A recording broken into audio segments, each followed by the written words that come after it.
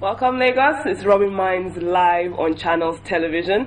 And fantastic to be here this wonderful Sunday afternoon.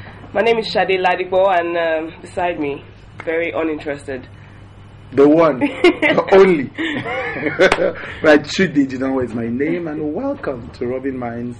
Like she said, live on Channels TV and across the world, because Channels. This show streams live online on Channels TV. Yes, and it's on DSTV. It's on DSTV, and then you can watch it on your Android phone, on your iPad, on your tablet. We can't call the brand. No need. Fantastic. Welcome on the show. Now, today, the format of the show will be switched a bit because we told you last week we have kicked off a presidential interview series talking to the men who will be president, who are contesting for the top spot, who are aspiring to lead the country. To lead the country. So today we are not even doing the news stories that comes after. We're going right into the interview. Now this will be a tough one. This will be a tough one because I try to pretend to myself that I can ask anybody any question. But the guest that we have today is a personal mentor.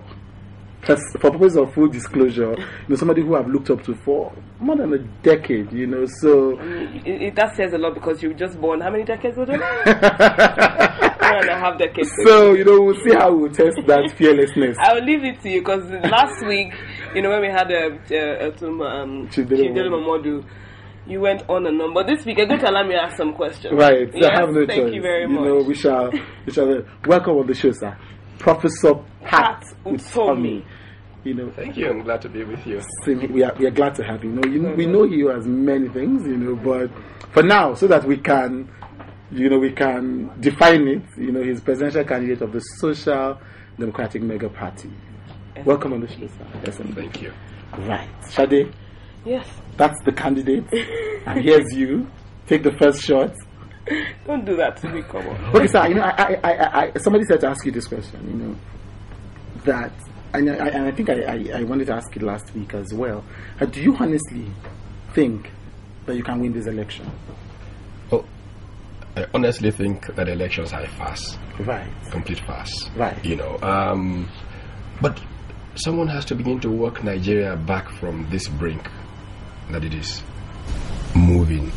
One of the things that frightened me, actually, is that Nigerians don't realize how bad things are and how wrong things are. Have you thought about any statistic of value and just looked at it? Nigeria is probably one of the worst positions in the world on any statistic of value, whether it's infant mortality at childbirth, mortality, whether it's take any quality of life index and look at. And you know what we have is an Ashwebi democracy. Hey, people wear Ashwebi, go to some stadium, clown around for 40 minutes and go away.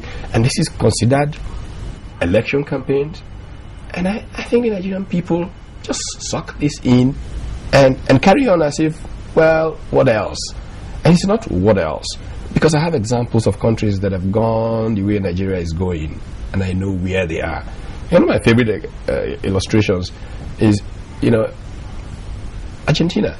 There's some anecdotal remark that comes about Nigeria sometimes and creation when they say, when God was creating some country, he put all the resources there and others were complaining, and God said to them, wait till you see the kind of human beings I'll put there. And it's made of Nigeria. But in truth, I first heard that story about 20-something years ago, and I heard it of Argentina from an Argentine diplomat's wife, who was visiting with us. And the truth of the matter is Argentina became what it became because of a certain fatalism in its elite, amongst its people, that, God has blessed Argentina. What will happen? What can happen? We will be great anyway. Even though every day they did things that took them away from greatness, they kept hoping that, the country will be great. Well, what has happened to Argentina is that whereas it was at a comparative level with the United States of America in 1939 when World War II started, Argentina by the 1990s had dropped to West Africa level third world GDP. And Argentina is a story of the 20th century. I have a strange feeling that Nigerians don't realize that Nigeria is about to become the story of the country that failed in the 21st century. And every indicator is going there, and we're having this Ashwebi democracy, and somehow it's okay. Let me tell you, the way Nigeria's democracy is structured, it lends itself to state capture in a manner that progress is unlikely to come. Why is it unlikely to come? Once you can capture the Nigerian state, you can use its resources to prevent change from ever taking place. So, what do you have? You have, in fact, what frightens me the most is the more I'm involved, the more I see Nigeria, the more I see the possibility that a group of armed robbers or a group of drug barons can actually come together, seize a state, whatever state it is, Lagos, Imo, anywhere, or seize even the federal government of Nigeria and convert the Nigerian state into a criminal enterprise. Unfortunately, that's the nature of the structure of our democracy, the way it is today. If we don't go to change it, we're in serious trouble.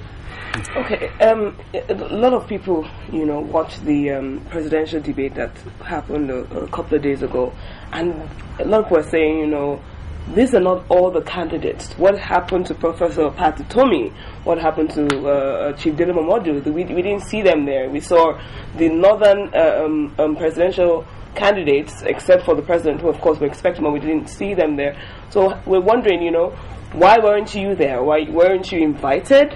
Well, first of all, I would just say that long before that I was invited to give the convocation lecture at the University of Technology in Abeokuta, UNAB, and I was giving the convocation lecture about exactly the same time of that debate. But I'm not sure that I saw an invitation. So some people, have made the decisions. Some make those decisions because they were told that if they invited people like us, some people will not come. And so they saved the day. What is the problem? Are we saying, okay, Professor Utomi is a respected individual in terms of banking, in terms of economics, but we're not taking him seriously as a presidential candidate? But it goes into that conspiracy of the Nigerian elite that I refer to. I wrote a piece a couple of weeks ago in one of the newspapers which I call the poverty conspiracy. How wittingly or unwittingly there is a conspiracy to keep Nigeria down, to keep Nigeria poor. And most of the players in this conspiracy don't realize the parts they are playing, including the Nigerian media, unfortunately, even religious leaders. But they act in a way that just prevents the country from doing what should get it out of the mess that it is in. And I think that this should be a time for very deep and very sober reflection. We unfortunately are not doing enough of that. We are running on this fatalistic track, like I said, the Argentines ran. Our country will be great, Nigeria will be great. Yet everything that we do systematically frustrates the possibility of greatness for Nigeria. Right. Okay, so I'm going to ask a two-part question.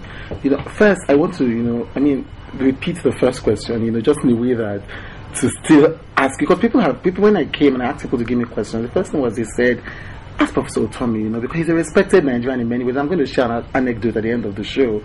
But does he really think that he can win the elections, even if they're fast, and even if there's this Ashwebi democracy? That's on the one hand. The second hand, I was going to ask you about the Guardian article on the poverty conspiracy, because the first thing that hit me when I read it was, but you are a part of the elite, because, and especially because you have had your finger, so to speak, in almost all sectors of our economy, in the media, as a media, investor, in the corporate field, even in politics. So, when you say there's a poverty conspiracy that involves the elite, and you've been one of the major drivers of segments of our society in the past decade or so, are you not part of that conspiracy? Maybe it's part of my own failure. Right. But consistently, in all the things that I have done, I have tried to work against that outcome. But you see, if you're part of a broader spectrum, you are one broomstick and there is a broom. They're two different things. But your role, and which is why I'm doing what I'm doing, and which is why the question that you ask about winning is going to be put in context. Right. Can you win the elections? If you have real elections, of course, yes. Why? What happened in Benin Republic? Somebody that fits my profile completely came in from the World Bank, ran as an independent candidate and became president of Benin Republic, and he's been transforming his country. But you see, our country has not allowed, well, or some people have not allowed our country to run around ideas and what will make things happen. They've allowed a cabal and you know, merry-go-round of interest groups. You take yours, I take mine, kind of thing. And no big deal if they can somehow be motivated by a desire to bring everybody to a better position. If the common good can be more readily driven.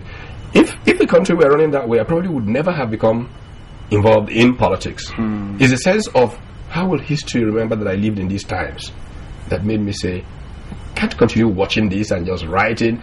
And you know, there's something about the Nigerian big men that they get to a point to say, oh, these guys can only complain, talk, speak grammar. I was somewhere many years ago when some of the so-called big men were gathered, and you know, the way they dismissed Ganifa and me, I think, well, he can make noise there, but you know, and I thought, goodness, these people don't get it. And that's why you've got to have people who educate society to the alternative possibilities. Because very clearly, unless people can show a completely different vision of our country,